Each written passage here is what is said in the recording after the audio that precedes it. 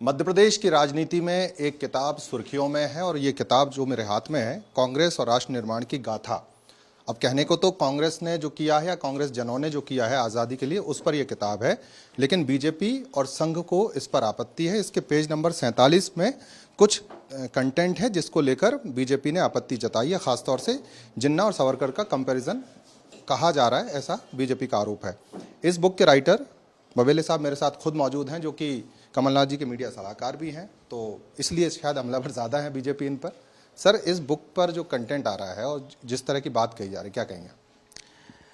इस बुक पर मैं एक बार फिर से इसे दिखा दूं, और आपने कहा इसमें सिर्फ कांग्रेस के नेताओं का नहीं है, इसमें आदिवासी विद्रोह का जिक्र है, इसमें 1857 का जिक्र है, इसमें डॉक्टर अंबेडकर का जिक्र है, इसमें सरदार भगत सिंह का जिक्र है। ये सब तो कांग्रेस के नेता नहीं थे।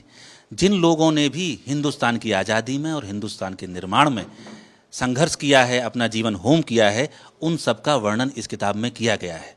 और एक छोटा सा चैप्टर उस बारे में भी है जिन्होंने इस मुल्क के लिए कुछ नहीं किया है, उनका भी इसमें जिक्र किया गया है, क्योंकि आजकल वो खुद उन लोगों ने राष्ट्रवाद की दुकान खोल ली है और फर्जी राष्ट्रवादी जो असल में गोडसेवादी हैं वो अपने आप को राष्ट्रवादी बता रहे हैं। बीजेपी की स्पेसिफिक क्या ऐतराज है मैं जानना चाहता हूँ।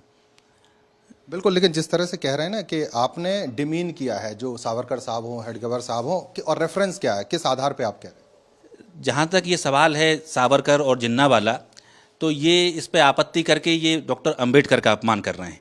ये पुस्तक है पाकिस्तान अथवा भारत का विभाजन। ये संविधान निर्माता बाबा साहब अंबेडकर ने 1940 में ये किताब लिखी थी और 50-60 पन्ने उन्होंने इस बात पे खर्च किए कि जिन्ना क्या सोचते हैं और सावरकर क्या सोचते हैं, और उसमें उन्होंने ये निष्पत्ति निकाली कि दोनों ही एक दूसरे की मिरर इमेज हैं। सावरकर के हिंदू राष्ट्र में अपने आप एक मुस्लिम राष्ट्र छुपा हुआ है। आप हिंदू राष्ट्र बना लोगे तो मुसलमान कहाँ जाएंगे, दूसरे धर्म के लोग कहाँ जाएंगे, इसका मतलब आप दूसरों को अलग कर रहे हो। और गहरी व्याख्याएं विद्वानों के बीच की बात है, लेकिन ये किताब सामने है और ये किताब कोई पीयूष बबेले ने अपने घर से नहीं छाप ली। मोदी जी के मंत्रियों के दस्तखत और शुभकामनाओं संदेश के साथ ये किताब छपी है, संविधान निर्माता की किताब है। तो मैं भाजपा से ये कहूँगा कि बाबा साहब के विचारों पर आपत्ति करने के लिए बाबा साहब अंबेडकर से और पूरे दलित समाज से भाजपा का एक एक नेता माफ़ी मांगे।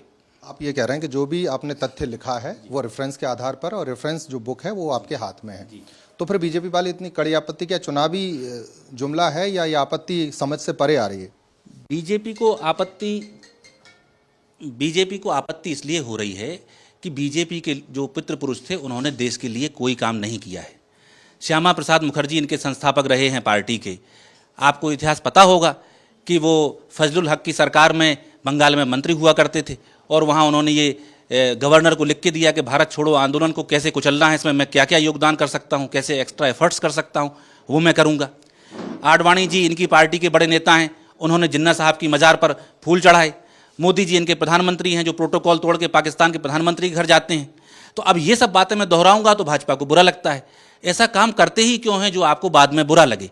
ये दूसरी किताब में लेके बैठा हूँ, ये सरदार वल्लभ भाई पटेल ने अपनी कलम से लिखी हुई है।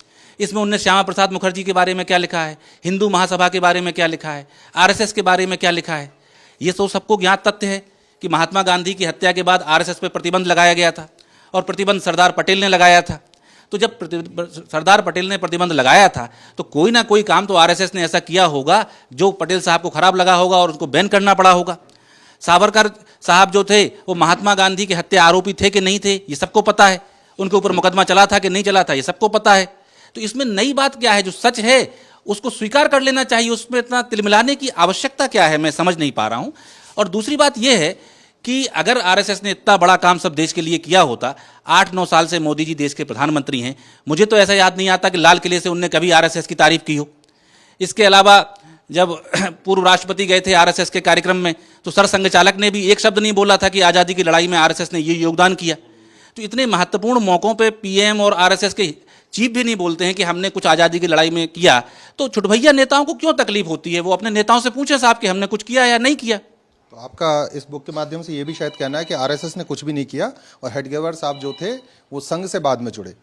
नहीं, ये मैं नहीं कह रहा हूँ। ये किताब और मैं सब लेके बैठा हूँ। ये किताब आरएसएस से जुड़े लोगों ने लिखी है। ये इसके जो संपादक हैं the Hedgewar the Ipoh maker, ये एच.वी. शेषाद्री, आरएसएस के लोग इनको बहुत बेहतर तरीके से जानते हैं, उनके कितने बड़े विचारक हैं। इसमें उन्होंने ही लिखा कि जब हेडगेवार साहब कांग्रेस में थे, कांग्रेस के एक मामूली कार्यकर्ता थे, तब वो असहयोग आंदोलन में जेल गए थे।